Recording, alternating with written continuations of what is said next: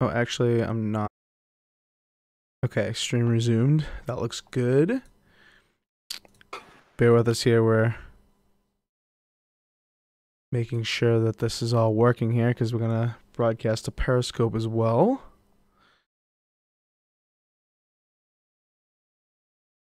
Oh, Jesus. Okay. Apparently, you have to put in like a title. Sweet. All right. Start broadcast. Let's see what happens. Okay, I think we should be live on both. I don't know. If someone can check the Periscope, that would be fantastic. But I know we're live on YouTube because I can see us. So let me just get into the introductions. Welcome, everyone, to another edition of the 4GwQPodcast. This is episode number 183 for September 27, 2018. I'm one of your hosts, Inferno217, and as always, we're joined again by these two jamokes that have been with this podcast for its entirety, but one who has made numerous appearances.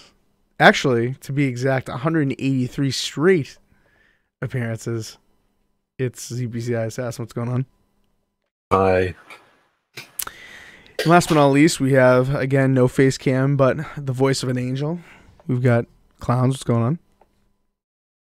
Yo, what's up, internet peoples? How's it going this week? It's going well. Other than I'm sick. I've got this, I've got my, I don't know if I can get it on here, the Elgato Stream Deck right here ready to mute myself if I get into a little bit of a coughing fit. You guys are going to have to just jump on that conversation. Oh, yeah, look at this, huh? How do I see the Periscope chat, though? I feel like I'm not going to see the chat. This is going to be very experimental this week with Periscope, but we are indeed live on both YouTube and Periscope for this episode. We're going to see how that works out. But yeah, this week we got a few topics, got a few nice nuggets, got some interesting and perhaps divisive opinions here about a few things. First and foremost, going to talk about, of course, the release of Forza Horizon 4, and it's coming up tomorrow, but we got ourselves an early copy courtesy of the good folks over at Microsoft to review, since, we are in fact influencers. So thought we'd get our feet wet here and play some Forza Horizon. We're going to get these guys to give their opinions on that one, since they've played a shit ton of it. Also, we'll talk about, of course, Shadow of the Tomb Raider, how that's doing review-wise. Assassin's completed it. So, we'll get his opinions on that, and especially in relation to some of the reviews that have come out. Also talk about, of course, the development of Sony allowing crossplay finally on their platform for Fortnite only so far, and they're calling it quote-unquote beta. So we'll delve into that, see what that means and how that's going to affect other players in the game, such as Nintendo and Microsoft, of course. PC, they don't have to worry about this console shenanigans. They're just wide open over there on PC, of course. PC Master Race, right? And yeah, we'll get into a little bit of the PlayStation Classic. That was announced, I think, a little over a week ago at this point. We didn't have a podcast last week because I was sick, but we'll get into that a little bit. And of course, we will also touch on some rumors that Nintendo is going to put out the N64 Classic this year as well to take on Sony directly. All right, let's before we get going on these topics, just want to go ahead and shout out the Inner Circle Network. We are one of their affiliate podcasts. Appreciate them taking us on as an affiliate. And, of course, check out their link below in the description on YouTube for some more information on that network. Quite a few good affiliate podcasts, quite a few partnered podcasts that they have on their site. And it's not just games, it's all kind of nerd stuff, of course. So comics included, a little bit of everything. So just, hit them up, say hi, tell them you watch Four Guys, and I'm sure they'll appreciate that. All right. Right out of the gate, guys. Right out of the gate, we're gonna talk about this because I know a lot of people have been anticipating this game. Ultimate Edition buyers can play starting tomorrow. Um, but we got a copy earlier this week, I think, and you guys have just been playing the hell out of it, streaming a little bit, talking about the game, doing your due diligence, and I kind of let you guys take over at this point because I really have nothing to offer. I played a little bit of the demo, love how it looked, but of course it's just a demo. Don't really get into the meat and potatoes of it, but there's a little bit to talk about here. Also the general impressions of the game, but also some things that are going on over at Mixer to gain some XP and other things. So just gonna open it right up and let you guys go with it. So whichever one of you guys wants to take it away, go ahead. Well, go ahead, Clance. Go ahead. First, I was going to say to the 6 viewers in the Twitter chat, since it's new for us, welcome. We appreciate it. We appreciate you watching. Forza 4, man. Horizon 4. Love it. It blew my expectations away. Like, I didn't think it was going to do anything great or exceptional compared to Forza Horizon 3. I thought, like, the bar has already been met, but into the game and I started playing it and I saw the seasons change. I saw how long the tutorial was and I saw how much stuff there is to do. How can they always seem to improve on the Horizon series? And they did it in this one. It's exceptional. You got Mixer influence. You got influence for streaming, watching. Amazing stuff right there. You could buy houses in this one. And when you buy those houses, you get how much, like maybe like an avatar, some extra credit, sometimes a wheel spin, things like that. Dude, Inferno, I don't know what else to say. I mean, I'm in love with the game. Put at least maybe a good 5-6 hours in so far. Assassin has way more than me. Give it like already a 10 out of a 10. I love it so much. Yeah, I mean, we'll get into that Mixer thing that you talked about a little bit earlier in just a bit because I think our opinions are going to differ on that. Now, I mean, we'll get into the details of that in a little bit and specifically how you can earn experience influence points by viewing and streaming and how that differs in a bit. But yeah, man, from everything I've seen from your streams, you guys streaming, and from everything I'm hearing from our friends that also got copies that have their YouTube channels and are tagged as influencers, if you will. Everything I've seen has been extremely positive. Best racer to date kind of stuff. Incredible graphics, no matter what you're playing on. I think Digital Foundry did a video, showed off, comparisons from to X to base hardware and also to the newly introduced 60 frames per second mode if you're on X. So. And of course, PC players get the best of both, right? They get the high performance and the high frame rate. So, and the crossplay ability too, right? Cross-buy, cross-play. It's a play anywhere title. So, nice, Clowns. Nice, good overview there. Assassin, what do you got to say about it? I know you've put in like 1,000 hours already, even though there haven't been 1,000 hours since you've gotten it. But somehow, the man, the myth, the legend does it and is able to provide some good feedback. So, let us know, man. What do you think? Well, excuse my language, what I'm about to say, but I think Forza Horizon 4 is fucking perfect. It has a little of everything, like expanding the other games. So like if you love drifting, there's like a whole like leveling system for that. Mixer, as much as that's stupid, they have a whole leveling system for that. Like just a level system for everything. It just makes it. Adds more gameplay to the thing, to the entire game. It's nice. The graphics, are just phenomenal. I'm not usually that guy who takes pictures of things. Like I let everyone else do that, but I just find myself going to like this waterfall or these bunch of like trees and this field or whatever in the middle of autumn. It's breathtaking. It's just insane of what we can see in this game. Just the detail like in autumn, because we've been playing in autumn. for this week. It just turned summer actually this morning.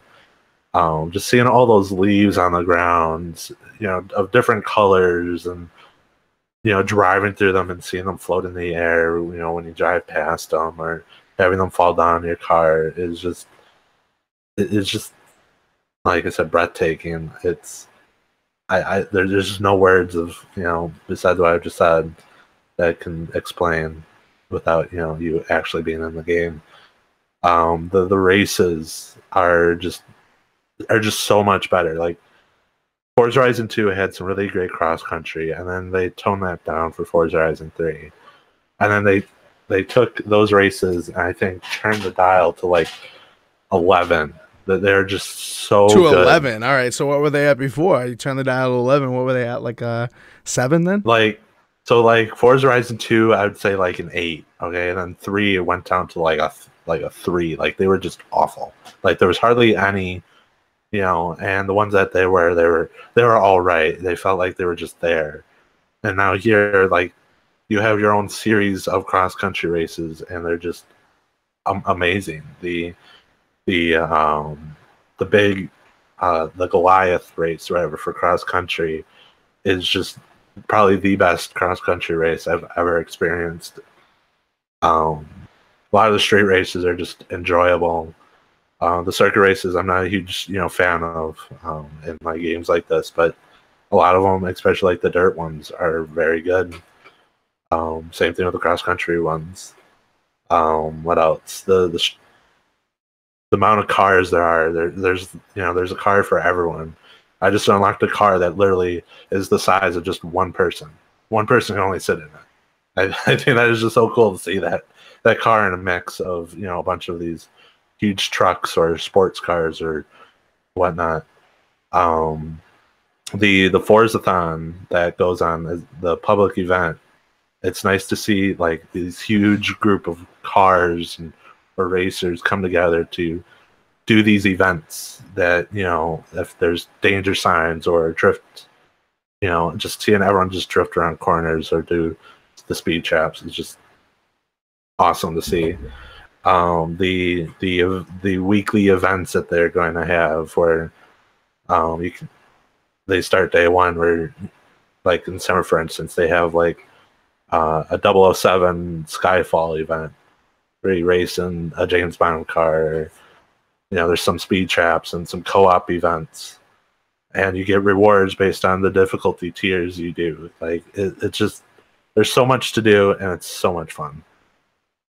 Yeah, some people, I've seen some arguments online that people would make and say that, it's way too similar to the old games, like, as if that's a bad thing. I think the old, especially Forza Horizon 3, I think was, insanely good. I thought that maybe it couldn't be matched, I just thought that Forza Horizon 3 was the pinnacle of it, and then they introduced the season aspect and getting the live people in your free roam, instead of drive tires and stuff, getting all that kind of stuff ironed out. I thought that now I'm saying to myself, now this is the version that they can't beat. What are they going to do to beat this even? And I'm excited to see what they're going to do after this. But I see people saying, oh, it's just the same damn thing. It's the same damn thing, but from hearing you guys and hearing some other people that have played the game already, I feel like that's not even true. There's so much more variation, especially in changing the scenery and like you said, like some of the cross country races are just turn the dial up a little bit and the complexity is up a little bit. Like, I think that, changing seasons with a DLC felt so appropriate. It felt like a great DLC, right? We got Blizzard Mountain in the last game, and now, this game has 4 seasons. It's like adding, it feels like so much more content. It feels like so much more to do, even though it's really, more of the same, you know what I mean? Yeah. Oh, it's just so nice with the seasons. Like we said, that it changes things. Like, for instance, we've done a race, Clowns and I. It was a cross country race. Part of it took place in a river by like a waterfall, and like just imagining what it would be like in winter, because we played in autumn where there's a bunch of water, it's raining, and then when it hits winter, like all that's just ice. Just imagining like what it would feel like having all the dirt roads be packed with snow, having the water turn ice, or even just in like summer where some of the creeks are have less water, how that would turn the tide of the race compared to in spring when there's like more water. Yeah, so that's a good point. That's a good point because I made this little slide that says changing seasons is game changing, as a purely cosmetic. I think if there's any game, if there's any racing game, well, from what I've heard, I haven't really played. I played a little bit of the demo. You get little bits and pieces of all the seasons in the demo. It's a good demo.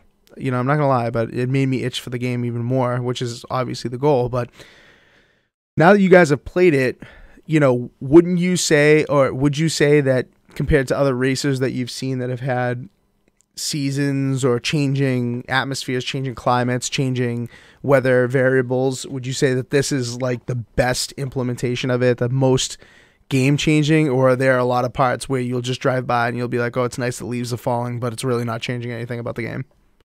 It definitely changes, like compared Absolutely. to like 100%. Like if it wasn't fall, like right now, if it was fall in the game and there's a bunch of leaves on the road, like it would be slippery at that part. But like in summer, you do the same race, you could just drive right past it and be like, oh, okay, no slipperiness, or the water, because when you go through a huge like puddle or stream or whatever, you slow down. Like you kind of have to be aware of that, and you go different season, and it could be ice, and you take it. You would hit, like if it's a really hard turn and it's ice, you're gonna slip, because ice is slippery compared to summer where you can just drive right past. Ice is slippery. Are you certain about that? I mean, I know you don't drive in real life. I'm not 100% sure, but I feel like I fell enough times on ice to maybe have a small idea that ice is slippery. Brutal. So I want to touch on that. Yeah, as far as the seasons change stuff, yeah, it makes a big difference in the game. Not only how you drive, but the other drivatars drive as well. Sometimes you'll actually see them slipping off the road, depending on what your expert level is on the drivatars. When it's winter, the lakes can be iced over, and you could drive across them. The thing too is like when it's fall and it's autumn, and the leaves are on the ground, you're driving like on, let's say, like a muddy road, right? You can actually hear the mud chips and the leaves hit the bottom of the car. Like the sound is dead on. I actually heard leaves hitting the bottom of my car. Yeah, that's the sound and the dirt racing is just top notch. See, that's something that I didn't even consider either, that I wasn't even prepared to talk about for this podcast, is that now I feel like, I use a gaming headset. When I play on Xbox, I use, I'm using Asteroid 40s lately. If I'm playing on my PC, I'm using, a nice pair of Sennheisers, and, I feel like I'm getting the whole atmosphere and stuff. And, in the demo, I feel like you don't even notice that too much because, you're really concentrating on that race. You're concentrating on getting through, each of the seasons one after another or whatever. You're kind of progressing through the race and expecting the change instead of driving through an entire course with that season, and so it's like you don't even appreciate stuff like that. Now that you guys have the full game, you guys are appreciating that a lot more, I feel. Oh yeah, 100%. Clowns' mic is not cut. Clown, speak again. Say something. No, he's fine. He sounds fine to me. Sounds good. I just want to make sure. But yeah, I mean, other thing too, a lot that's been coming up with this topic is should people buy the Ultimate Edition? And there's been some people upset, that press people got it a little bit early to do reviews and such. But I'm going to tell you this: the Ultimate Edition not only gives you the retail date early, But you get expansion packs, you get the James Bond stuff, you get outfits for your avatar. I mean, there's bonuses to this, and yeah, maybe you could buy some of the stuff later on. You're willing to take that risk if you're a huge Forza fan. What if you don't get the James Bond cars later on or something? Right. Yeah, I mean, if anything, the Ultimate Edition of Forza Horizon games has gotten a terrible rap, right? Because usually they haven't included everything. You buy something that's called the Ultimate. We've talked about this in the podcast for both of the prior games on Xbox One, I feel, is that you buy the Ultimate Edition and you expect everything. It's called the Ultimate Edition for a reason. And now you're buying the Ultimate Edition now. If you have, Best Buy Gamers Club Unlocked, you're getting it for $80. If you're buying it on the Xbox Store, maybe you got some, got a good deal on it. eBay right now, for those who care about this kind of thing, eBay has a 15% off the entire site deal going right now. You can buy some credit. There you go. There's $15 off of the Ultimate Edition. You're getting it for $85, and you're getting the game. You're getting all that stuff that Clowns was talking about, and you get, most importantly, all the DLC. You're getting everything this time. Well, technically, not to be that guy, but I mean, you're not really getting everything. You're getting 99% of everything. On day one, there's going to be a treasure map. I mean, no one cares about that, but whoa, wow. I'm just throwing that out just as, someone's like, well, you don't get everything, you don't get the treasure map. Like, I stand corrected. I mean, if you want to put it on easy mode, then yes, get the treasure map. I think it's going to be like a buck or two, but I mean, still, you get everything that matters. Right. Yep, we're getting that treasure map, Assassin. Nice. The treasure maps. Yeah, I mean, because it's going to be unmarking everything, bro. There you go. There you go. Yeah, so Daz is saying it perfectly in the chat right now in the YouTube chat.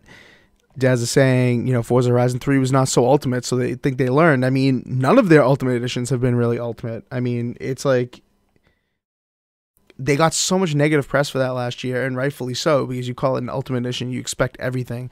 You don't expect to pay more and more and more for stuff that you have seen other games with Ultimate Editions include. I mean, the VIP, is cool, but it's not worth as much as they thought it was worth. It really isn't. And it's even more worthless this time around because of this mixer thing we're about to talk about.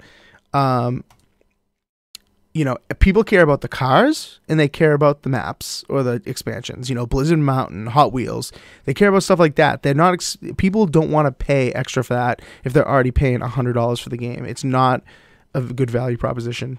And the cars, yeah, they're important. You got a lot of cars in the past Ultimate Editions. That's fine, whatever. But sometimes, people will get attached to a car and they'll just keep racing it. It's not like people are using, it's cool to have like 300 plus cars in your game, but people aren't dabbling with 300 plus cars while they play. I mean, people get attached to a certain make, certain model, and they'll change model years or whatever, but they're not gonna, I would be shocked to find out if anybody that raced online or anybody that took their standing in, what do you call it? Like time attacks, time trials, or like what Daz organizes. My phone is ringing. For the Forza clubs, for the weekly challenges and stuff, it's not like people are racing 100 cars. It's people get attached to one kind of thing. So, but anyway, let's talk about this. Let's talk about this mixer thing real quick. And you guys, I want you guys to give you your thoughts on it first, so I can call my dad back really quick. Tell me, what do you guys think about this? Because you can earn, 500. I think it's 500 influence, for every, for every minute watched, or 5 minutes. What are the numbers? I can't remember the numbers. For every 5 minutes, you get something. You get 500 influence, and for every 2 minutes of streaming, you get 500 influence. And this stuff can directly relate to unlocks in the game, to wheel spins, to ranking up, to availability of races and stuff. So it really does affect your gameplay, as far as I understand. Maybe you guys can give some more input on that. Well, so the influencers that you get from Mixer don't actually add races. You have to, race, a dirt series race to unlock more dirt series races. But having just to sit on your computer or have it on your phone or Xbox and then just go watch like Lord of the Rings extended editions, all of them, and then come back and you have like, you know, so much XP just given to you is stupid. Like, if it didn't work towards your player, just the mixer level, that'd be fine. Like, you have mixer related things, like you can get mixer t-shirts and, you know, a bunch of mixer things. Like, that would be fine. But having it go towards your actual player rank is stupid. Because, like, let's just say Inferno starts the game and sees like a rank 500. Like, do you know if he actually is good at the game because he, or maybe decent at the game because he's actually played it, or is he just sat there with his computer on while he goes to work, or, you know, whatever that person does, and he's ready to rank 500? Like, that's just stupid. He has all these wheel spins, all these. Yeah, I think you just get wheel spins for your player level, but it's stupid. Oh yeah, it is amazing, Assassin. Let me tell you the because flip you could just sit there and then level up and be like, I'm level 6. What? Assassin's been been in the game, working his butt off, trying to get that level up and, you know, unlock cars, wheel spins. And I just, I'm one of those guys now where I don't have the amount of time to put in the game as I used to, unfortunately, right now. So maybe I get like 3 hours a day in, or maybe 2 hours a day, maybe 4 some days. But I can always open up my trusty mixer, find that guy, I think his name was Let's Look, that was streaming like the demo intro screen for 216 hours straight. And you just sat there and you talked to your buddies in the mixer chat. You got a good community going, drank some coffee, be at work, whatever you're doing. You're just talking to these guys and you're earning XP. Come back to the game when you get home, you load it up. You got like maybe 4 wheel spins going already. Super wheel spins are there. Your player rank jumped from like 18 to like 20 something. I think I'm like 59 now. Yeah, so I mean, I'm enjoying it, man. Like I think it takes away for people who cannot be at the game as much as Assassin and I normally would be. So it helps guys out, maybe like, Inferno that's got to work every day. It would help him out a little bit if he went into the stream maybe for an hour or two. Because I think right now the way that they're doing it is 500 XP every 5 minutes for watching, 500 XP every 2 minutes for streaming. According to some of the documents I've seen, it's capped at 6,000 per hour for the watching and 15,000 per hour for the streamers. So I left my PC on all day, and I earned like 200,000 XP or something like that. Mm-hmm. And then Mixer had a problem this morning and logged everybody out, and it reset all my XP. So, I mean, I don't know. Maybe they got stuff in place to backtrack, but I mean, it definitely helped me. I'm not as high up as Assassin is, but I'm just very close, and I haven't had as much time to put into the game as he has. Yeah. Honestly, like, there are a lot of benefits to doing this on both sides. I think that Microsoft is actually gaining a little bit more than players are gaining because, this is obviously going to boost their numbers. I think that Microsoft is going to get some inflated investment kind of presentations that they can propose to investors in terms of the popularity of the platform, because obviously we know Mixer is not quite as good as or not as good. I shouldn't say not as good, because sometimes Mixer has huge advantages in certain aspects, but obviously they came to the game very late, so not quite as popular as Twitch, but they're looking to make their mark. They're looking to increase their user base, and I think this is a way to get people to do it if they know that they can rank up or get really meaningful in-game rewards. Like, for instance, I've heard people say, and I kind of agree, that if you were to have this just unlock cars, like, that would be better. Let people unlock cars like this, or special like liveries or whatever. I guess there are dances in the game now, so like stupid stuff like that. If you could unlock, if you unlock stuff like that, it would be better. A lot of people are just hung up on the fact that you can just get XP and rank up and look like that you've, obviously people look at rank. I mean, it's right there in front of you when you join online lobbies and stuff like that. So the problem is that that's not going to boost numbers enough. Like, people don't give enough of a shit of that stuff. People love XP. People love rank. I mean, that's why people play like COD games religiously. They want to get that next prestige. They want to do that. You know what I mean? They want to get to that next rank, and they knew that was like the metaphorical crack for people to get them to stream more, to get them to view more. On Mixer specifically. Like, this doesn't work if you do it on Twitch. That before I forget, but you make some very good points. One of them I want to go back to is that it gives people an incentive, and absolutely, because in that guy's chat on Mixer, that Let's Look guy that's been streaming it for so many hours, there's people in the chat, maybe like 40 or 50 people that I've seen, different people that were like, oh yeah, I'm not sure if I'm going to get Forza.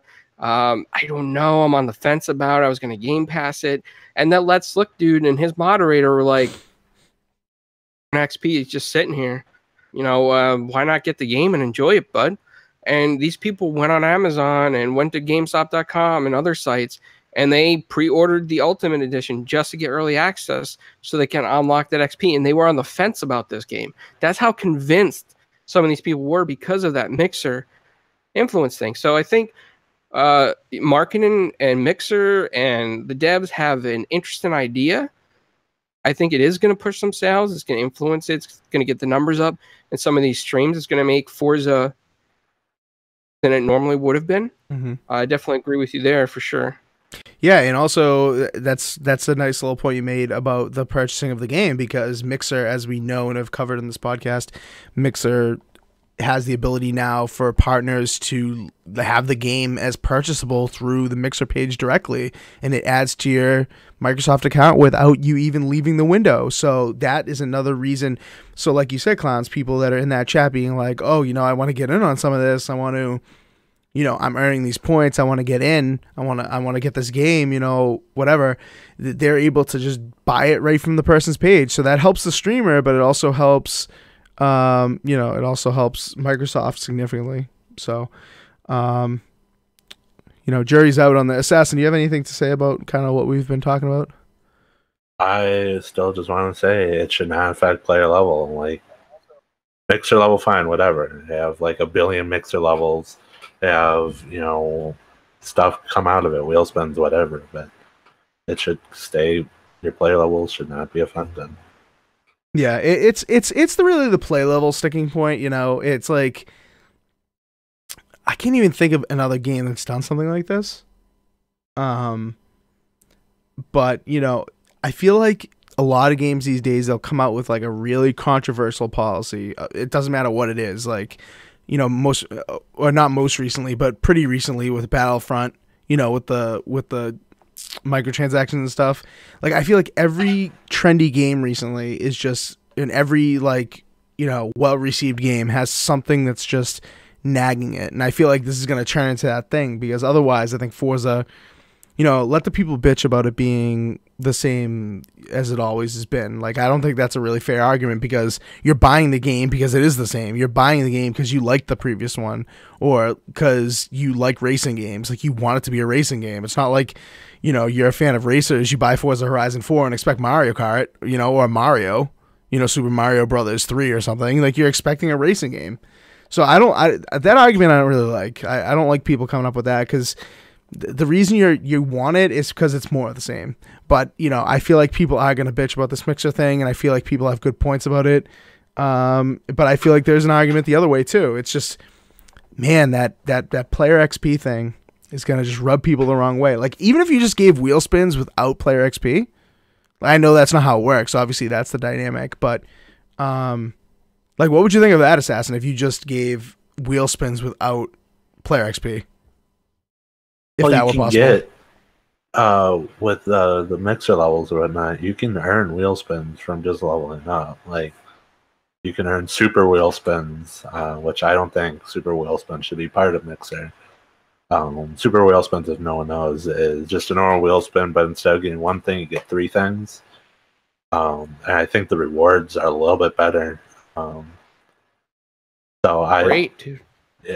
I love those super wheel spins, but the normal wheel spins, sure, whatever. Like, because you can get a bunch of crap or a really good thing.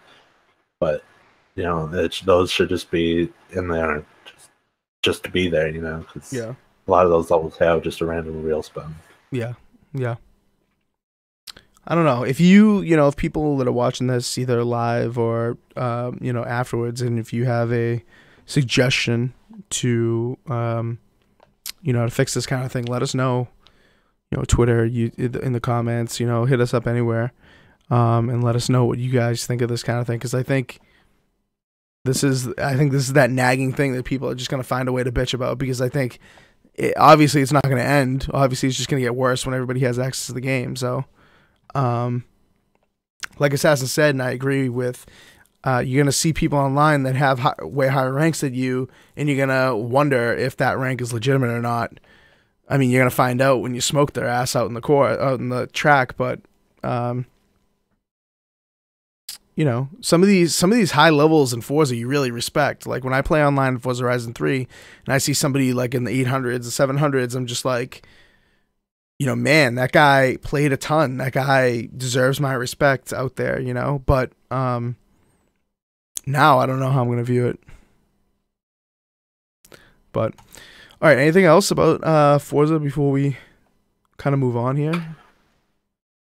Don't sleep on the title if you're, thinking, oh, it's another Forza game. Just give it a chance. It's excellent. Yeah. Yeah, and I think I haven't checked the Metacritic today, but when I checked it yesterday, it was at 92. It's at 92 currently as well. So, very, very, very good score. That's a very good score, and I think that it deserves a lot of praise for what it is. I mean, all those games have just been excellent, and like I said with Forza Horizon 3, it's like, where can they go from here? I feel like I'm going to play Forza Horizon 4, love it, think it's the best one ever, and then I'm going to be like, where are they going to go from here? And it just makes me even more anxious for the next one, anticipate the next one even more, Yeah. But yeah, that's Forza. So everyone who's able to play it either tonight or tomorrow with the Ultimate Edition, or next week with Game Pass, or if you just bought the Standard Edition or the Deluxe, let us know what you guys think. All right, real quick, we're going to talk about this because I don't have this. I haven't played it. I do want to get it, in the future. Just I know that I'm not going to play it right away, so I might as well not spend the money on it at this point in time. But Shadow of the Tomb Raider came out, and it is getting received pretty well. It's got an 83 on Metacritic. And, there have been some reviews that were pretty bad, and I'm not sure how legitimate those reviews are, and some reviews that are like exceptionally good that I don't know how legitimate they are. This is kind of like where I expected this game to be, just from the stuff we've seen, the footage we've seen, the setting of it, how similar it is to the prior games, that kind of thing. I kind of expected it in the 85 range, but Assassin's beaten the game.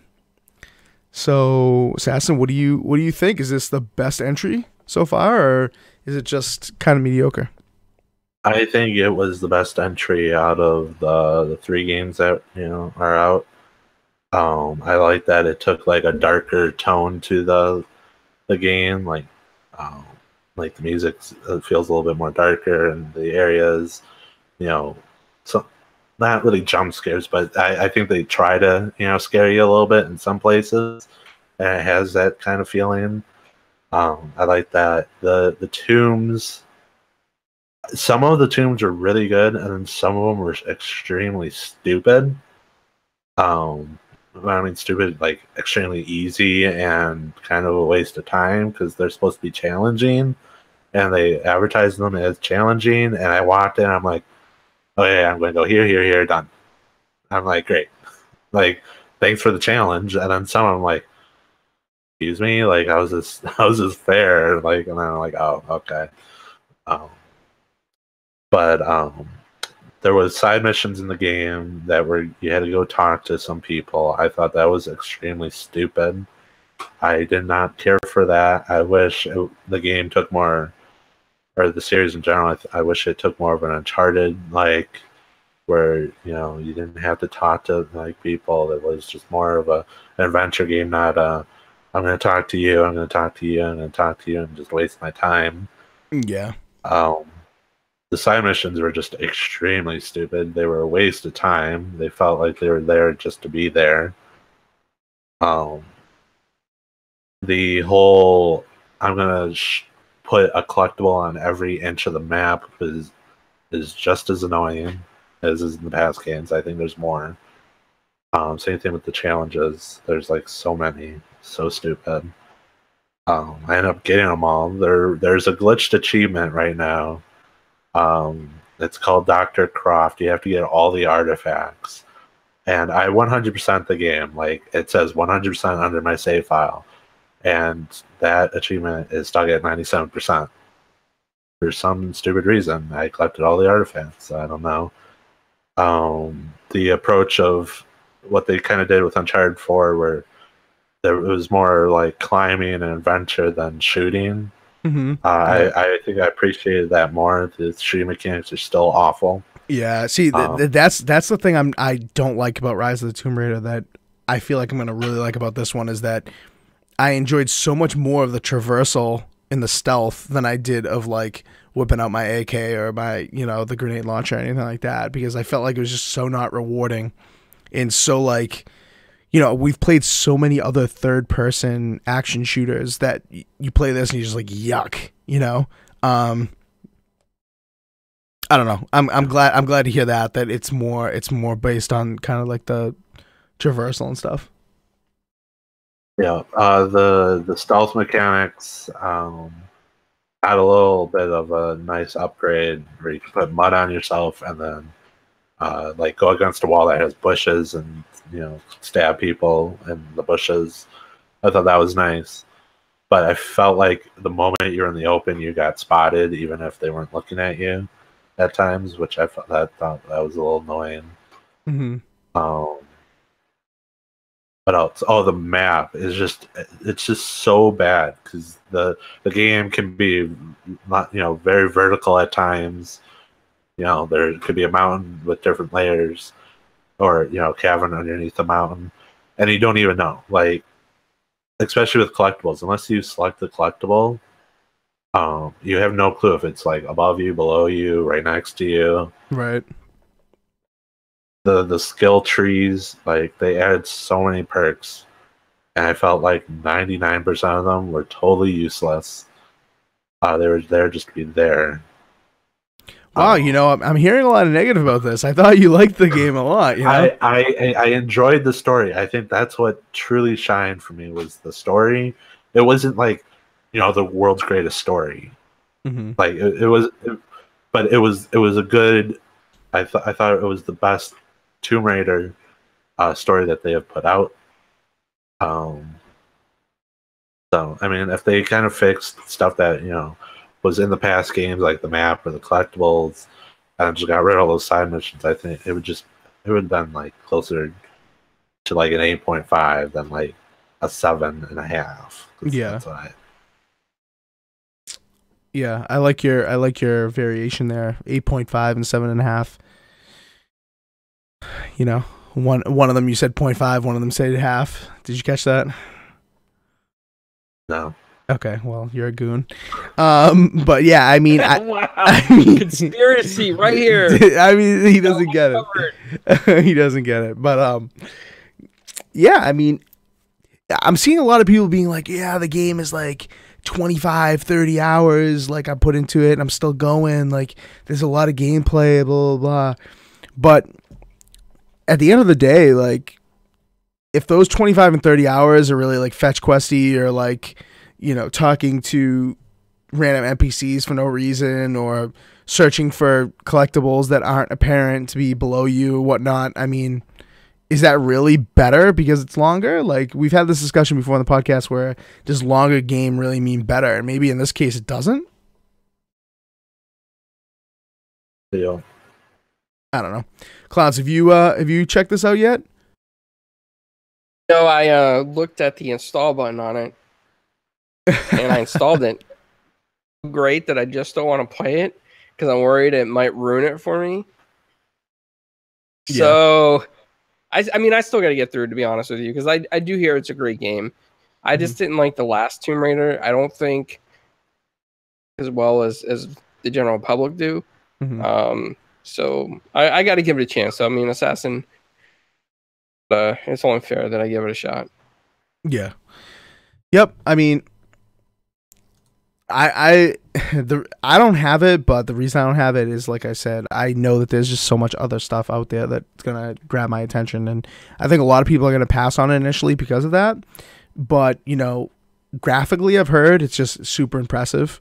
You know, at times it can be very impressive, but I thought like the first like hour when you're in like this town, I thought it looked like shit. Really? See, yeah. Well, okay, so everybody that's talked about it being super impressive has been on in the jungle portions. Like I feel like that's when it looks good, but when you get into like a town, like away from all the nice trees and stuff, like it literally looks like Rise of the Tomb Raider at certain parts. Yeah, and that section, that had been shown off with her like going down the water, like not the river, but like there was all burning debris in the water, and people were showing that on Twitter and being like, "Ew, these mechanics look terrible," or whatever, right? That didn't look too hot. I'm not gonna lie, like that kind of made me feel like, wow, this is not looking too good. But then more stuff came out, more gameplay came out about in the jungle and in some areas where you're scaling walls and stuff, and I feel like I'm not worried about the graphics. I think it looks gorgeous, and I'm glad to play it. I love the Tomb Raider games, but it's not like what Clown says has some validity. It's like after the last game, it's not like the last game was bad, but it's after the last game you don't get that taste like that you need to play the next one. It's not like Last of Us where it's like people have been dying for the next Last of Us, or not like Uncharted where people are like dying for the next one. It's like, okay, the next one comes out, I'll check it out, but it's not like Rise of the Tomb Raider. It was like this transcendent game that made you just die for the next Tomb Raider. Like, as a matter of fact, I thought Tomb Raider was done after Rise of the Tomb Raider. Like, I know people are going to be like, oh, the story, blah, blah, blah. And, obviously it's been talked about prior to Shadow of the Tomb Raider being officially launched that it was kind of like a trilogy, if you will, of these new games. But I don't know. I wouldn't have been upset if Tomb Raider didn't continue. Like it's one of those games for me, go ahead, Assassin. No, you go ahead. I feel like there will be more Tomb Raiders because I feel like the way that they advertise it, it's like they keep on saying the trilogy that that started the Tomb Raider or whatever, or Lara Croft. And like just the way that they've been advertising, I feel like they're gonna do a few more games. Because I know with Shadow of the Tomb Raider, I think a different studio made the game compared to the first two. So I have a feeling that they'll continue doing that. Yeah. Yeah, you may be right. You may be right. I mean, 83 on Meta and the reception they've gotten so far in terms of purchases, and the reception they've gotten so far in terms of what people think of the graphics, I think are enough to keep them going. But at the same time, something's gonna have to give, and I don't think adding fetch questy stuff or adding things just to prolong the experience with nonsense is gonna get it done. But Kaibatsu in the Periscope chat, hold on real quick, clowns, because we got a comment in the Periscope chat finally. Actually, we had one earlier from Anchorman as well, but Kaibatsu saying using new software. No, it's the same software. It's just we're pushing out to multiple platforms tonight. So welcome people watching on Periscope, and of course our YouTube viewers as well. Let us know if all hail the lords from the ILP. That's right. That's right. Go ahead, clowns. What are you gonna say, bud? There's one thing I want to say. It might upset some people. It might not. I mean, but the one thing I'm really tired of every time Tomb Raider comes out, it seems to be that it becomes like almost like a console war thing, and it really shouldn't be. I mean, Tomb Raider is not tied to Xbox. Tomb Raider's been on PC long before Xbox and PlayStation. It's been on Game Boy Advance.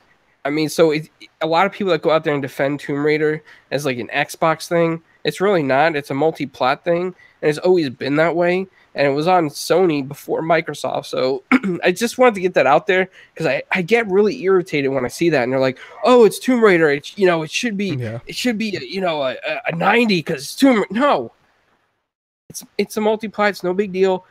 Stop the console wars. It's just a game. Yeah, but I feel like people are just saying that because Rise of the Tomb Raider was exclusive for almost a year.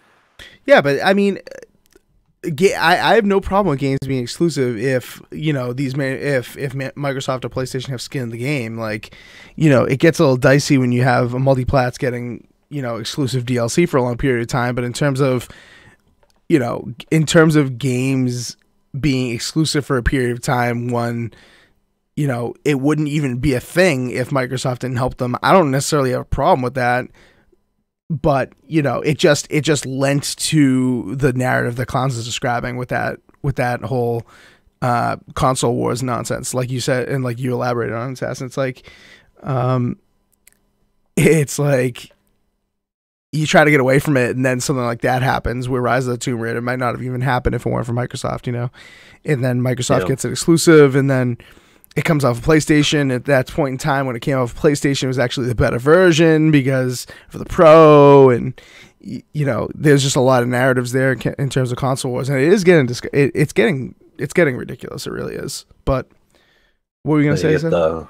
You get the lovely comments. Why buy Shadow of Tomb Raider when Red Dead Redemption 2 is coming out, or Spider-Man? Because, you know, those games are so similar. All right. I mean, that's exactly my point. Like, stop getting all defense in these games. I mean, their games are made by devs. These devs work hard no matter what system it's for. Mm-hmm. Every dev studio is probably dipped in multiple consoles at this point, or knows somebody that has it. It's not a big deal. They're all friends with each other. They all hang out behind the scenes. Yep. I mean, there's probably like, you know, photos of Phil and Yoshida like down in sushi together or something. You know, I mean, it's just getting to a point where it's like, man, these guys are human beings and they interact with a whole bunch of people. It's not about one thing over the other. Mm-hmm. Yeah, I mean, I'm done my rant. I mean, it was a good rant because I feel like this is, you know, one of those poster child games where people do that, and it's not even like they've just started doing that either, which is crazy. Like you said, it's a multi-plat game. It pretty much always has been. I mean, Tomb Raider was out on Saturn. Tomb Raider was out on PlayStation. You know, there were arguments back and forth in terms of Saturn and PlayStation back in the day, but not necessarily like Tomb Raider centered. Whereas like Tomb Raider is like one of the poster children when it comes to this thing, which is crazy. But we all know the best version's on the X this time around, right, boys? Yeah, I'm kidding. Or PC. Switch is the best version. Switch, dude. If they could get a game like this on Switch, that'd be nasty. UK Dazzer says the Saturn was awesome. Yeah, I recently just got a Saturn actually for the first time. I had never had a Saturn before, but I recently just got one, and it is awesome. It is indeed awesome. It's expensive to collect for, but it is. You know, it's sad that, at least in the U.S., I don't know about over in the U.K. or over, actually in Japan, I know it did very well, but over in the U.K. or other parts of Europe, I'm not sure how it really did, but over here in the U.S. didn't do so hot. You know, only like a couple million units sold, if that. So it's kind of hard to collect for over here and very pricey to collect for. But nonetheless, awesome system. Been playing some Clockwork Knight, if you guys are familiar with that.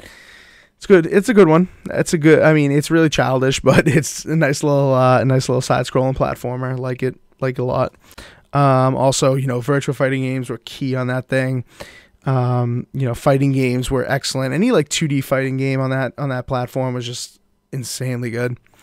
And it really was like a launching pad for the home like arcade market. You know, the Saturn was like the way for Sega to bring arcade classics with close to full fidelity to the living room.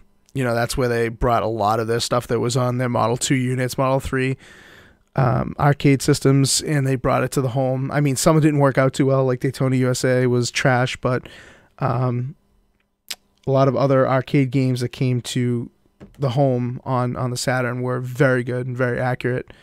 So anyway, enough about that diatribe. Speaking of a little cross-platform nonsense, right? We've got Sony finally backpedaling a little bit on their cross-platform play. What am I calling this? I don't even know what to call. I don't even know how to describe how Sony's been. I don't know if it's selfish. I don't know if it's greedy. I don't know if it's smart business-wise, because sometimes it is a smart decision not to allow crossplay in terms of business, but in this case, I think it was stupid. I think they're finally recognizing it, and it looks like, as of right now, you can, check out the open beta, if you will, of cross-platform play on PlayStation. So it's a huge divergence here for Sony Interactive Entertainment. So let me just go to some of the quotes and stuff.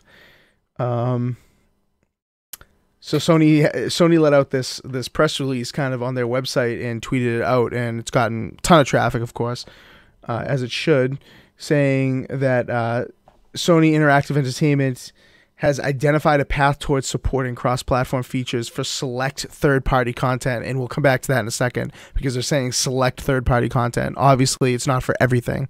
So all these Bethesda warriors out there, all these people bashing Bethesda for not allowing cross-platform on Sony, that is not Bethesda's fault necessarily. So don't, stop blaming Bethesda, stop, shitting on Todd Howard. That isn't necessarily, people don't know enough about this to shit on Bethesda for not allowing Fallout 76 to be cross-platform, because Sony's doing this for Fortnite, but who's to say that a game like Fallout 76 that isn't going to have a tenth of the player base they're going to allow it for? So you don't know. Just wait, just wait and see what's going on. But anyway, Fortnite cross-platform. Let's see what else they said. They said they're going back to what they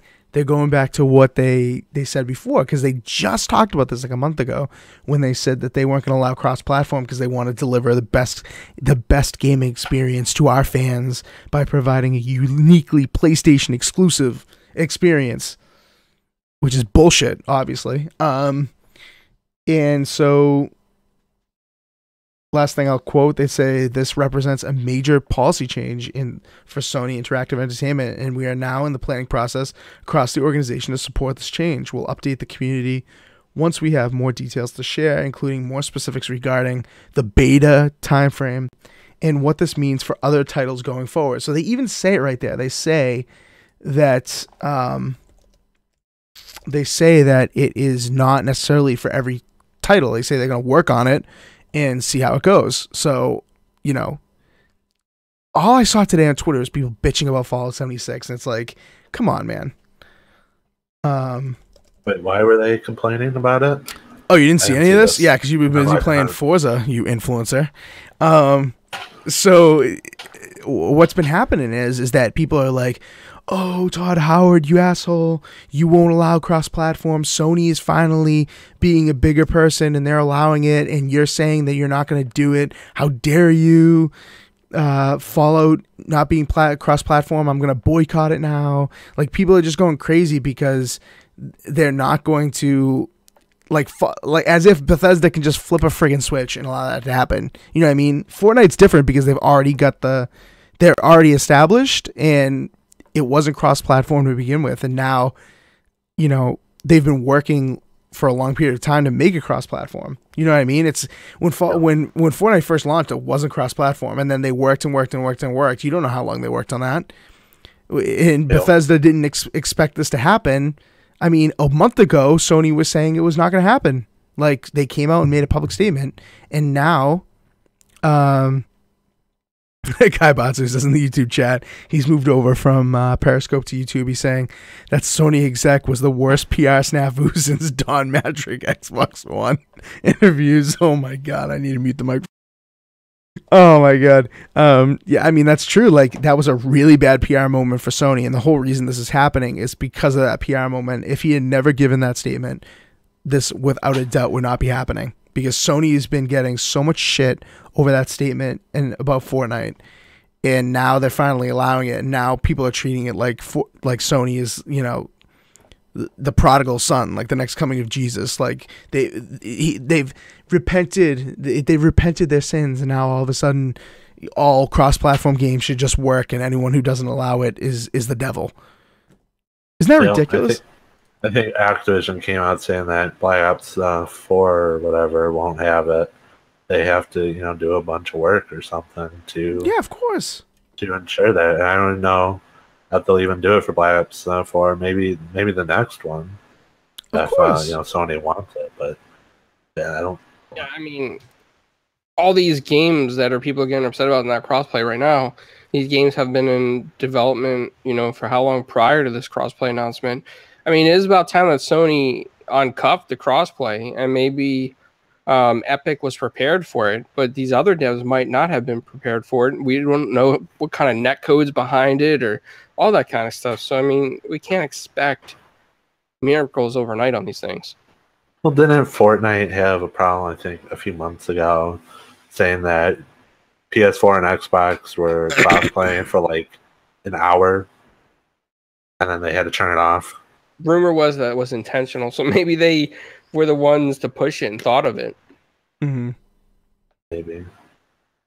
Yeah, I mean, we've talked about it on the show before. Fortnite has been a revolution. Like they're obviously not the innovator when it comes to battle royale, but they've caused the genre to. They've caused not the genre, but the industry, I should say, to change a lot of things. And I honestly believe that if Fortnite did not exist, we would still not get cross-platform. Even with Rocket League, even with what are the Minecraft, even with Warframe, even with some of these cross-platform games, it's just would not happen if it weren't for Fortnite. It needed a big push from a huge player that had cross-platform across all these platforms. Mobile, PC, Xbox, Switch, now PlayStation. It's going to be everybody can play on the same servers. It's uniting everyone. It's a smart move for Epic to push this. It's a smart move for Sony to push this now. And like I said, and like we've suggested, it would not have happened if it wasn't such a giant like Fortnite. Like Fallout 76 would not have changed PlayStation's mind. Like if Fortnite didn't exist and Fallout 76 had cross-platform between Xbox and PC and excluded PlayStation or whatever, and Sony excluded Fallout from doing that, right? There's no way Sony would be like, all right, we hear you. We hear you guys. Let's just do it for Fallout. You know, it just wouldn't have happened. I think it's so... I think it's just so disingenuous, honestly, by Sony. It's like such a... Assassin was disconnected, apparently. What about Clowns? Was he disconnected? I can still hear you. Oh, Clowns is good. Yeah, try to join us back, Assassin. Oh, Assassin's back. Okay, good. I'm live. Yay, we're live. But I don't know. Like, I'm sick of also seeing, and it's not just because we're primarily Xbox gamers here. It's just that I'm sick of seeing this turning into like, let's hate on Microsoft now for what they've done wrong. Like, oh, now that this has been done, Microsoft's going to do it next. Like, Microsoft's going to take away the free-to-play restriction. Have to have gold. Like, obviously, I think they should do that, but PlayStation rectifying for their problems shouldn't, like, all of a sudden flip and shit on other people. Like, we shouldn't be shitting on Todd Howard. We shouldn't be shitting on Xbox because of this move. Like, it's not like a platform to just pass the buck. And obviously... you know, it makes those other platforms look a little worse. It makes those it makes Fallout look a little worse. But it's not like they're the devil now all of a sudden because PlayStation has repented and, you know, gotten a little bit of good press out of this. Like, I wouldn't be surprised if this didn't happen with any other games, honestly. Nope. But I don't know if there's anything other. Yeah, they're gonna they're gonna use this beta as an opportunity to conduct thorough testing that ensures cross-platform play is best on PlayStation. Dude, that is such BS. It really, really is. And it's not because I don't like PlayStation. I love PlayStation. Like, I use my PlayStation often. Spider-Man is close to, if not my game of the year this year so far.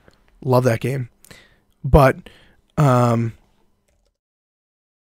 know, this move right here doesn't make me all of a sudden think PlayStation is like, you know, an angel with angel wings and a halo. Like, this is so not, I don't want to say not genuine again, but it's so like two-faced almost. Like, they wouldn't be doing this if it didn't mean more money. You know, if it didn't mean, they don't really care about the gamers. And in some regards, Microsoft doesn't care about the gamers either. You know, Microsoft, I think, cares a little bit more, but obviously if they cared about the gamers, free-to-play games would not require you to pay a $60 yearly fee. Like, that's obviously a thing that makes them anti-consumer. So it's not like, people got to realize these are companies. Like, these aren't your best friend. I mean, I know a lot of people personally that work for Microsoft, and they're great people. And I know some people personally that work for PlayStation. They're great people, or Sony. But at the end of the day, it's a corporation, and this news about PlayStation doesn't change my mind about that. I don't know what you guys think, but I'm just curious if they'll allow Minecraft to get the whatever update that Switch and we're all friends or whatever the fuck it is. Yeah, I wonder if they'll get that, because I know, like on the Switch, for instance, if you chopped a piece of wood and you got the achievement, like, you actually got gamer score. Like, how would Sony do something with that? Right. Getting achievements on PlayStation. Right, yeah. That's probably not gonna happen. I mean, I'm curious to see if that happens, but I would be shocked if that happened. And you know what? Yeah. It's Minecraft is a game that's owned by Microsoft. It's like technically a first party production because of that now, or a second party, whatever you want to categorize it as, Yeah. So it's not really that big of a deal if they don't allow it. There are reasons. But, like, I feel bad for Bethesda. I feel bad for Todd Howard. Now they're going to look like shit because they're not allowing it on PlayStation. And that may be because Sony is only allowing Fortnite for greedy reasons. That may be because Sony isn't allowing other third-party titles to do it on their own terms. Maybe there are very strict guidelines. We don't know the full story. And one of these devs these days is going to do a tell-all, and we'll talk about this again, But right now, we just don't have enough information, I think, judge it completely. But, it smells of greed. It still smells of greed. It still smells of not being genuine. I hate to use that again, but it's just the only way I can really describe it. Well, at least it's a step in the right direction. No, that's true. I mean, that's true. And go ahead. Let's just hope when this beta period ends that they don't do something weird to just kind of screw it all up.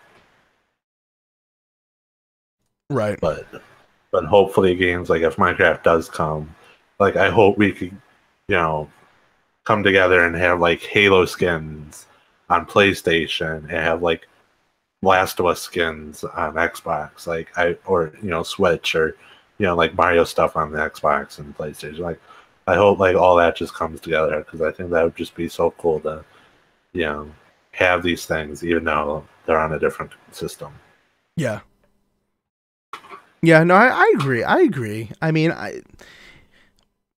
I like the move. It's just that I can't believe it took something like Fortnite. It took like a huge player like this to change their mind on it. It wasn't. That's why I don't think it's genuine. You got other like Bethesda who threatened to not put I think it was that Elder Scrolls mobile game on their platform because of no crossplay. Like they wanted that game to be truly crossplay, and PlayStation wasn't allowing it, so they weren't gonna put it on there. Like, right. You've got you've got companies, big time developers, like top tier developers, top tier publishers, essentially threatening you, and you still won't budge. But Fortnite, oh, here comes Fortnite, to save the day. It's just so disingenuous, man. Ross in the YouTube chat, we just talked about this, but we'll reiterate again. Do you think they will let Minecraft be cross-platform? I would say no. I think they would have to get rid of the achievements just on PlayStation. Then and just make it, still have the trophies, obviously. Yeah. Yep. All right, let's move on from that, get into our last topic of the evening, and that is the PlayStation Classic. So I know this information was, is quote unquote old at this point in time. We didn't have a podcast last week. Our podcast being on Thursdays is a benefit in some cases and a curse in others, because news will release earlier and we'll miss it, when it's really, really hot, when it's like white hot. But we still want to get into this because I think this is an important topic now that retro gaming is obviously on the rise. People like myself are buying retro consoles to experience stuff again, and stores like GameStop are taking in used copies of old games, and they're taking in used systems and selling used systems, and retro stores are hugely on the rise. And this whole Nintendo is the only person capitalizing on thing is totally changed, because now you've got like the Neo Geo Classic that released recently. You've got this Sony PlayStation Classic, which is going to be $100, and people are already pre-ordering it like crazy, even though it only has 20 games and doesn't come with a DualShock controller. And you've got the much rumored N64 Classic, which may not have necessarily been a thing to come out this year. Maybe would release, not necessarily after the holidays 100%, but Nintendo has proven that they can generate interest with these classic consoles whenever they release it, so it didn't necessarily have to come out for holiday. Would that have been egregiously bad? Yeah, probably, because you would lose out on all those holiday sales, but nonetheless, they'd probably sell a ton of them still. But now you got the PlayStation Classic. That is 100% confirmed. Sony has it on their website. You can pre-order it now. A lot of places have sold out on their pre-orders. But it is, it is with 20 games, and I think it comes with 2 controllers actually as well. And some of the games are pretty cool. They got Tekken 3. They've got what else they got? I think they're gonna have was it Metal Gear Solid? No, it might not have been Metal Gear Solid, but let me see. PlayStation Classic. I think Final Fantasy was one of them. Was Final Fantasy 7 one of them?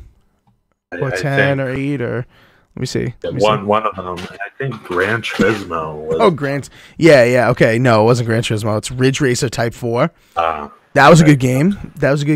I like that one. Yeah, Final Fantasy 7's included.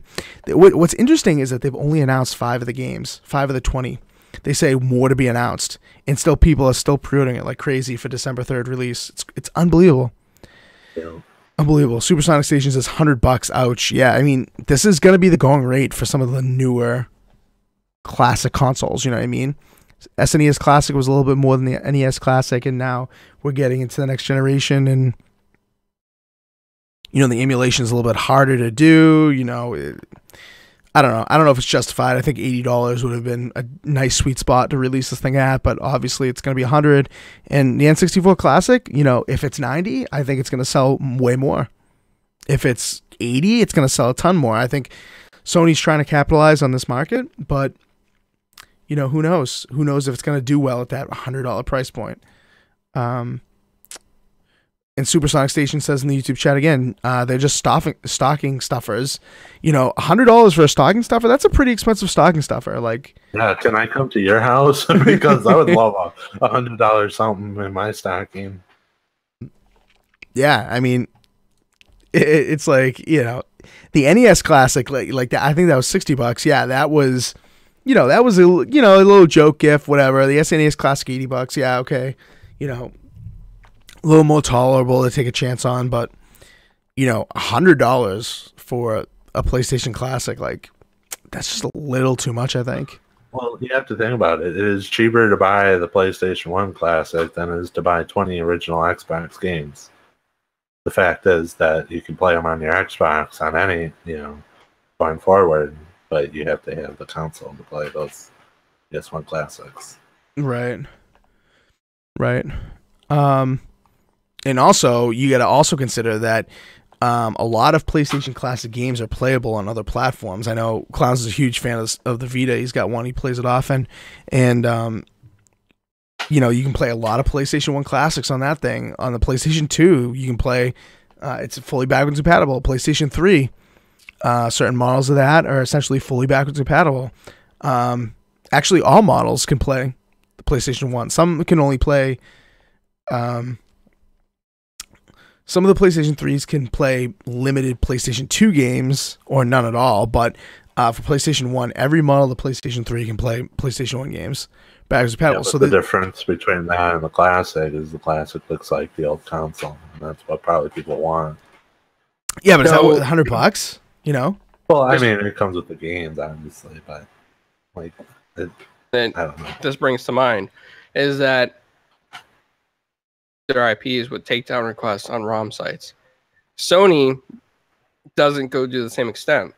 So someone from being like in their head, oh, let me get a Raspberry Pi Mini with a Sony shell and just mimic the heck out of this thing and on the next day. Yeah.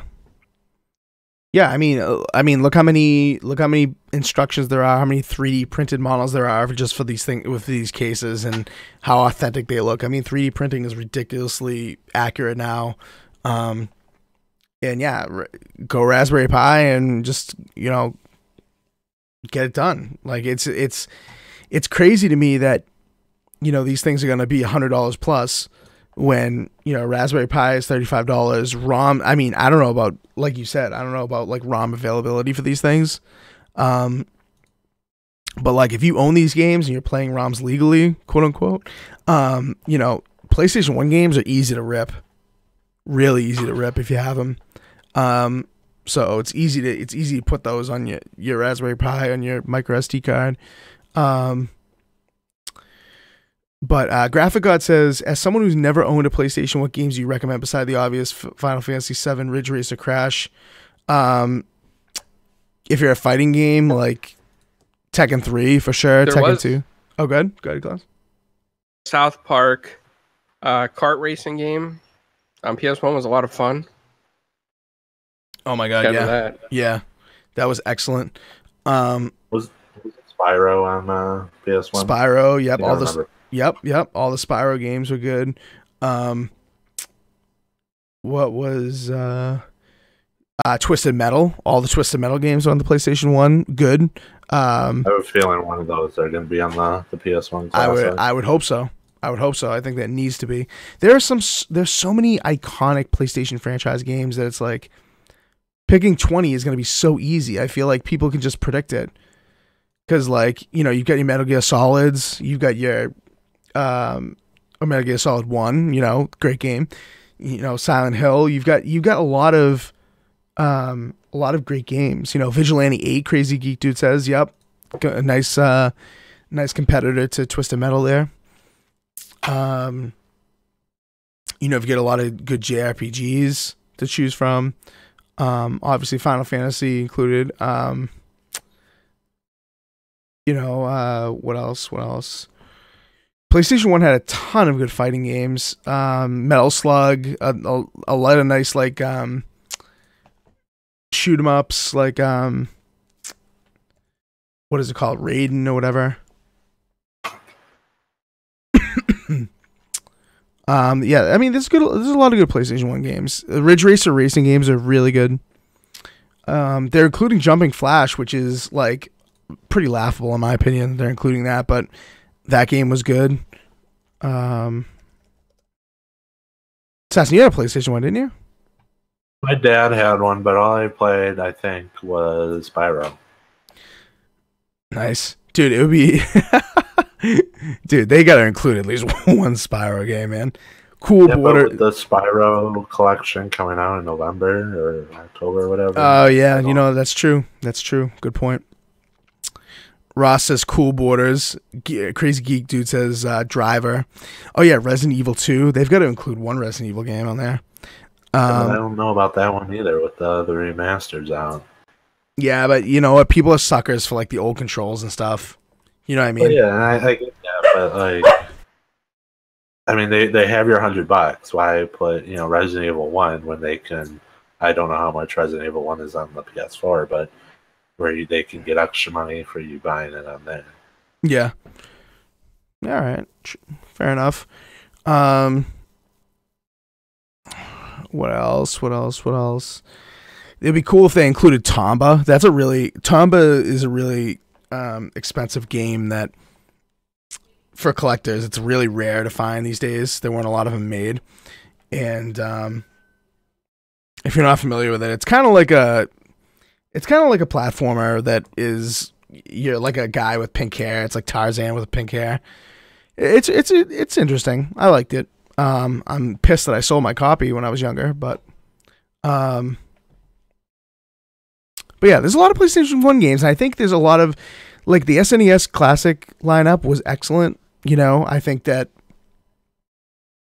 deserved a classic. The N64 deserves a classic. PlayStation obviously deserves a classic. But then you're seeing stuff like Neo Geo Classic. That's not going to sell well. Like, if they did, like, a GameCube Classic, I don't think that would sell well. I would love a GameCube Classic. Even though I have a GameCube in the basement I could just hook up. I would just love to have a little GameCube. Graphic got saying Dreamcast Mini in the chat. I think Dreamcast Classic would do well. But this trend is going to end pretty soon, I think, because like you're running out of consoles to do it with, and the price is getting too high. Xbox 360 Mini. Xbox 360 Classic, right? Yeah. They'll charge like $150 for that. Xbox One Mini. I just thought of one. Siphon Filter. That was a good PlayStation 1 game. Crash Team Racing. Crash Team Racing. Oh, that was a good one. That was a good one. That was like Mario Kart a little bit. Kind of like Diddy Kong Racing. Ross Miller says, Graphic God, I love you. Dreamcast is the best console made. I would agree with that.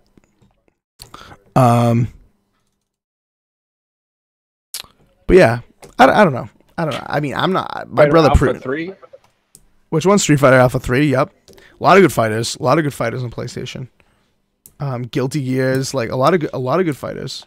King of Fighters. I don't think we'll see 16 fighters. No. They're gonna have to pick one. That's the thing. They're gonna have to pick one or two. So it's got to be iconic. I mean, I don't know if Street Fighter Alpha 3 will be it, but that could be it. You know what I mean? But the N64 Classic is rumored. I mean, we've gotten some filings to suggest that is coming next. And I'll tell you, man, if they undercut the price to the PlayStation Classic, I think it's game over for Sony. I mean, I know there's a lot of people who like the PlayStation, but honestly, like they've already done a couple of things wrong, in my opinion. They don't include a power supply. You have to have your own little plug for the power. The controllers are not DualShock. They don't have analog sticks. I think that's a big mistake. I know they're trying to like get more of that retro feel by including the first controllers they released, but there's so many 3D games now on the PlayStation that it's like, come on. Like the N64 Classic, they're gonna release it with an analog stick. Like they're gonna release like smaller versions or the same versions of the N64 controllers, and people are gonna be familiar with that. Like most people that played a PlayStation played with the DualShocks. I think that was a huge mistake. But anyway, if you guys were to buy one, we'll end with this. If you guys were going to buy one, it would be the PlayStation Classic or the N64? N64 all the way. That was my first console I've ever played. Oh man, this is tough because I have no interest in the PS1 Mini Classic or whatever. I still got 2 PS1s sitting out in the garage. Mm-hmm. Yep, I don't know, but man, the N64 is one system I passed up during its time. GoldenEye 007, and I pretty much, traded it back in because I thought it was boring. Yep. With friends, but 64 only because I didn't really get a lot of time with the system. I didn't really like the blocky, bulky textures, and I thought the 3D platforming was terrible on N64. With that said, though, I would still go back and probably try to play Donkey Kong 64 and Super Mario 64. Those are the shit. I remember those guns in Donkey Kong that shoot out coconuts. Yeah, there's without a doubt that those would be included. I mean, I feel like there's a lot of iconic things that Nintendo has. Obviously, one of the best first-party game providers in the history of gaming. So I think if they released the N64 Classic, obviously all of us would prefer that. And if it was like $10 cheaper, if it was like $90, Sony has already let out too many details on this thing. Like, they should have kept it hush hush, because maybe Nintendo tried to charge $100 and it was on an even playing field. But I can just totally see Nintendo going $90, undercutting it by $10. And what are people going to buy? Are they going to buy the N64 with Super Mario 64, Donkey Kong 64, Mario Kart 64, Conker's Bad Fur Day, maybe? Like, the list goes on. Maybe not, because that was rated M, but list goes on and on. They're going to buy that, or they're going to buy the PlayStation Classic that has, a fucking jumping Flash in Wild Arms. You know what I mean? Like, it's not going to sell as well, because a lot of people that buy these things are parents, and people may be nostalgic for the PlayStation Classic, but they're going to buy their kids the N64 Classic, Yeah. But yeah, pretty much everybody in the chat saying they'd buy the N64 over the PlayStation Classic. It's interesting to see. I mean, my brother has one pre-ordered. I will check it out. Maybe I'll do a review of it.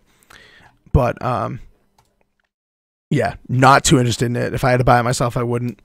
But the N64 Classic, day one. All right, well, that's it for tonight. I can't believe we did this thing for almost an hour and a half. Thanks a lot, Assassin, for prolonging it yet again. With all your... Sorry, I just had to talk. Had to talk about Forza Horizon 4. I know. That good. Yep. Talk about it all day. Well, I'm sure we'll revisit it again next week, and I'm sure you'll hop back on and maybe stream a bit so you can talk about it even more. But for the meantime, we are done here. Thanks again for joining us this week. If you joined us on Periscope or on YouTube, or if you're joining us afterwards on various platforms, thank you. Just search 4GwQPodcast. You'll find us everywhere except Twitter, which you probably would still find us. But our handle on there is 4GwQPodcast. So until next time, next week, we'll see you guys later. Peace. Oh.